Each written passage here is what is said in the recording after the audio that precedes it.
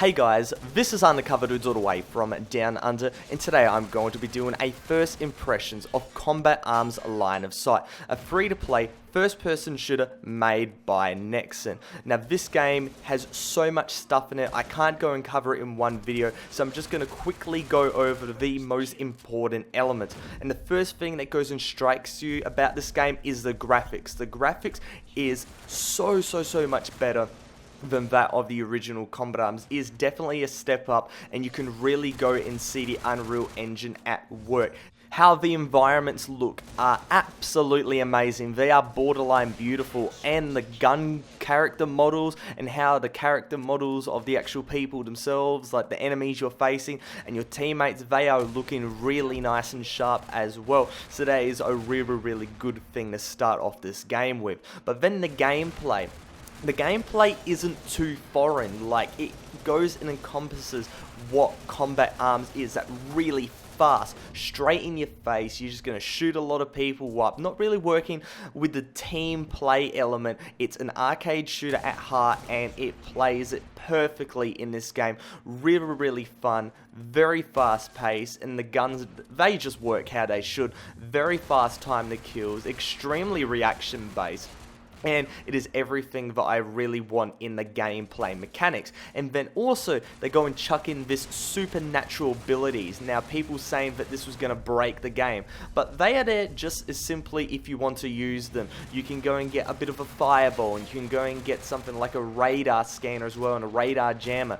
And these type of abilities, they're good and all, but sometimes you use it, sometimes you won't. You're not going to heavily rely on these abilities, which are very good, because that would make, really would go and break the game. So you're going to be doing most of the time just shooting people, which is what this game goes and focuses on.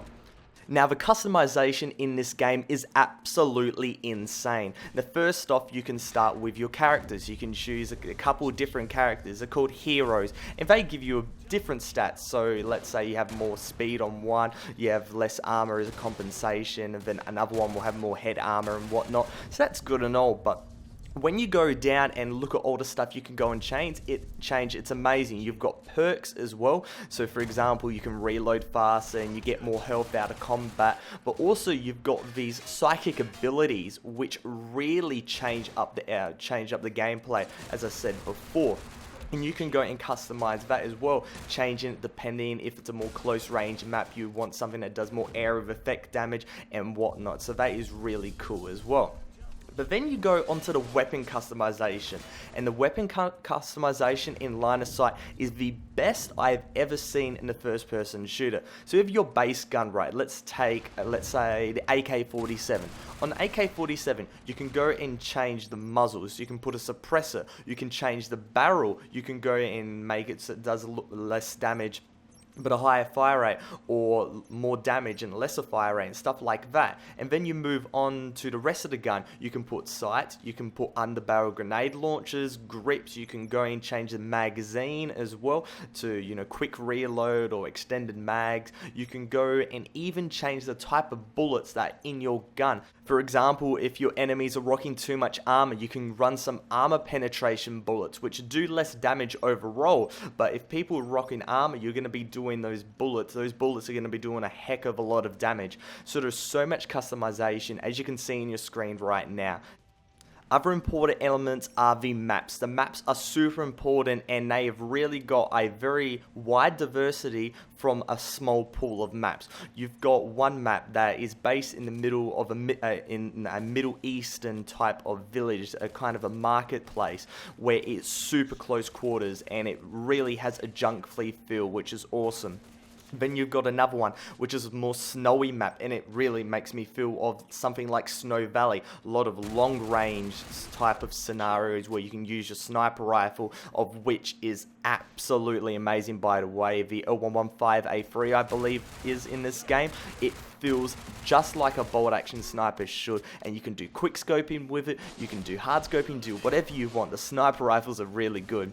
And then you've got another map, which is on type of this oil rig, and it's not called oil rig, by the way, I believe it's called Under Siege, and this one is really good as well. Lots of close quarter situation, a lot of long vantages as well. There is so much good stuff about the maps, lots of diversity. And then I forgot to even talk about the modes. The modes are like so important as well. You've got your classic modes like Elimination, which is team deathmatch. You've got One Man Army, which is just normal deathmatch, you versus everybody else, them versus everybody else, so it's one on one.